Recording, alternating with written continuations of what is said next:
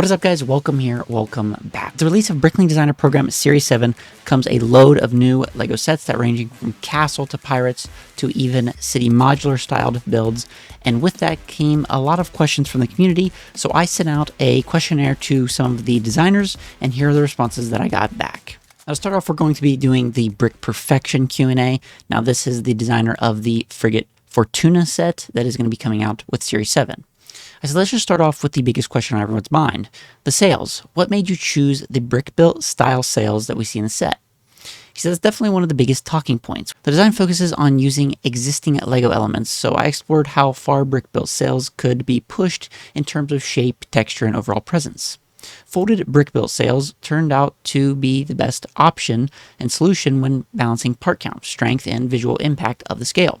As the project progressed, newly available elements, especially the new 5L Technic connectors and 6L curved slopes, allowed the sails to look even more refined from the Series 6 model. From the very beginning, I also wanted to ensure that Fortuna could be easily upgraded with custom sails. The yards are designed specifically for this purpose, so builders can upgrade the ship with either cloth or printed card sails if they wish. No additional LEGO pieces are required. I've been in touch with a specialist Dutch company, Brick Sticker Shop, who will offer professionally printed cloth and laser cut sails as a premium aftermarket solution.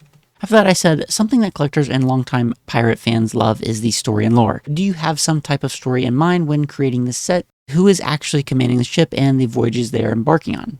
He said, yes, there was a clear story in mind from the very beginning, even though the set intentionally leaves room for builders to create their own version of it. When I first designed the ship originally as the Minerva, the idea was that she was an imperial frigate tasked with transporting treasure and valuable cargo between colonial ports.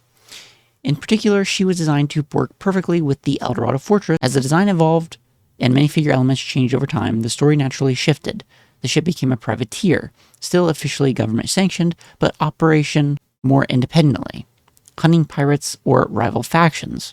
From there, the narrative can go in many directions: a loyal government vessel, a false flag operation, or a crew that eventually turns pirates themselves. I asked, what sort of research did you do in designing this ship in terms of realism, and was it an important aspect for you to get that right? He said, realism was very important to me. I spent a lot of time researching historical frigates, particularly early 18th century sailing ships, using museum models and classic maritime references such as the Sailing Frigate, A History in the Ship models by Robert Gardner, and public domain nautical books. The Fortuna is reasonably accurate in terms of proportions, layout, and sail plan for that period. Of course, some adjustments are necessary to accommodate minifigures and LEGO geometry, but the overall structure is grounded in real ship design. At the same time, I wanted the model to feel elegant and expressive in the LEGO medium rather than being a strict scale replica. I said, are there any Easter eggs that no one has noticed yet or may not get that you can help us out with? There are plenty of Easter eggs, and here are a few favorites. There is a lime stored in the galley referencing historical scurvy prevention by citrus fruits. The officer training the midshipmen how to use a sextant references a scene from Master and Commander where Aubrey teaches a class of midshipmen while the HMS Surprise is running to escape the Acheron. The pirate flag design refers to a well-known historical pirate, Bartholomew Roberts, the most successful pirate of his era. His flagship was named the Royal Fortune, and he captured around 400 vessels. The included goat references a historical one that sailed around the world twice. The cook has a peg leg because historically, if any sailor lost his leg, he could still perform the less physically demanding duties, which are often of a cook. The idea of having multiple flags and names of the ship is historically accurate, as false flags were common practice for privateers or even Navy ships in the age of sailing. It is also yet another nod to Master and Commander. In the movie, the HMS Surprise captures the much larger Acheron, but by disguising itself as the whaler Siren. The violin in the cabin with the music notes is a very obvious Master and Commander reference as well. A monkey in reference to the classic LEGO pirate ships that always included a monkey, and I included the captain's daughter minifigure in reference to the 10-210 Imperial flagship, which contains a similar captain's daughter. So they're small touches, but they reward fans who like to look closely or who are familiar with nautical history. It said, what is the main reason you went about creating this set? He said, I've been fascinated by sailing ships for as long as I can remember. And over the years, I built an entire Lego fleet of 4 frigates, 2 sloops, a brig, and a ketch. I took a break from Lego and sailing ships, only checking in periodically, and sometimes I saw techniques that I had introduced to the community a decade earlier and appearing in mocks. That triggered a desire in me to return so that my Lego shipbuilding wouldn't be entirely forgotten. When I saw that a large castle, the impressive Mountain Fortress, had been selected as a finalist in BDP Series 1, it felt like the perfect moment for a truly substantial pirate ship to enter BDP.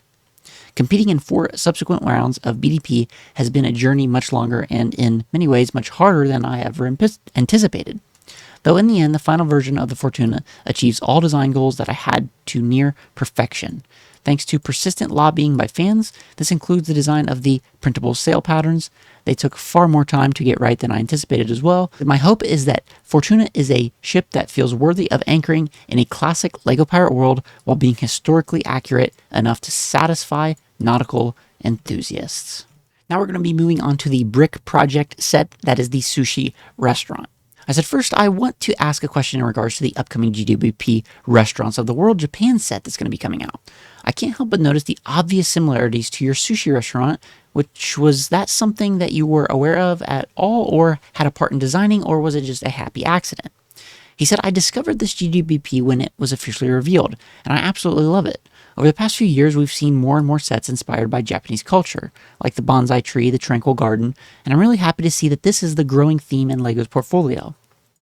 This GWP fits perfectly into the momentum, and I think it will pair beautifully with my sushi restaurant. I really hope this theme will continue to expand in the years to come, and it feels like there is still so much to explore. I said, was there a particular modular set or overall LEGO set in general that you took a lot of inspiration from when designing the set? Said, for the creation itself, I mainly drew inspiration from real-life traditional machiya houses from Kyoto, rather than existing LEGO sets, as I wanted to create something very unique, realistic, and authentic, closer to an architectural model than a LEGO set. For example, I used ropes in the model to simulate the cables connecting the utility poles and external wires, which adds a lot of realism. The assembly square is one of my favorite modular buildings and has the kind of diorama feeling, with a central plaza and countless details, from the sidewalk and facades to a small side alley. That I find brilliant.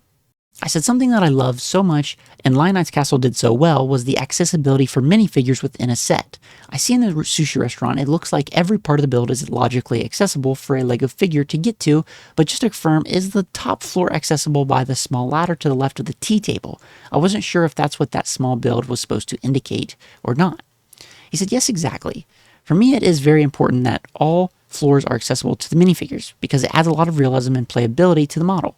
But as I didn't want to use too much of the interior space for big staircases to leave more room for decoration, I chose to use a ladder to access the top floor, and I think this makes sense since this floor is reserved for staff. And building an extra staircase here could have confused customers into thinking it's open to the public. The removable ladder prevents access during the day for visitors. I said, is there any Easter eggs or lore that you could help us out to or point to that we might not know about? He said, yes, the model includes some Easter eggs. My first intention was to include plenty of details inspired by Japanese culture. As you explore the model, you will discover many items such as a vending machine, a maneki neko, a kakajuku scroll depicting Mount Fuji, a bonsai, and a koinobori. The model also features some typical architectural elements such as shoji walls, gabled roof, and lattice work. As a Ninjago fan, I wanted to add a small reference by placing a katana in the tea room of the first floor.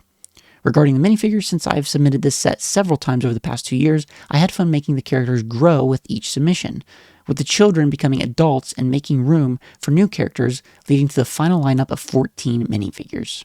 I said, is there a place fans can go to get the parts list that they need to motorize the train? I said, yes, I will share the instructions for these on my Instagram page at brickproject_Lego, as well as in the comments section of the set on BrickLink soon.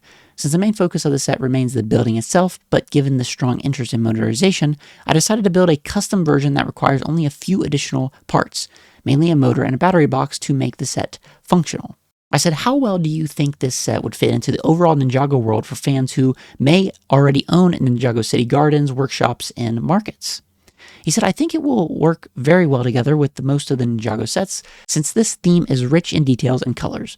The Ninjago line drew inspiration from East Asia and used Japanese culture as their main starting point, according to Senior Creative Director of Ninjago. I believe most Ninjago sets would pair well with it, but especially the architectural buildings like the Ninjago City Docks, the Temple of Art Jitsu, and more recently, the Old City, with elements like the tea cart and the workshops, which would perfectly complement the setting of the sushi restaurant. He said, I had fun creating an image where I integrated my sushi restaurant into a Ninjago world, and it works so well together. So all of these BrickLink Designer Series 7 sets will be releasing on February 16th and lasting about 1 week. So once that pre-order is done, then they will ship out 6 months later, and they will never be available to the public again. So I would highly recommend you, if you're interested in looking into those sets. But that's going to do it for today, and I will see you in the next video.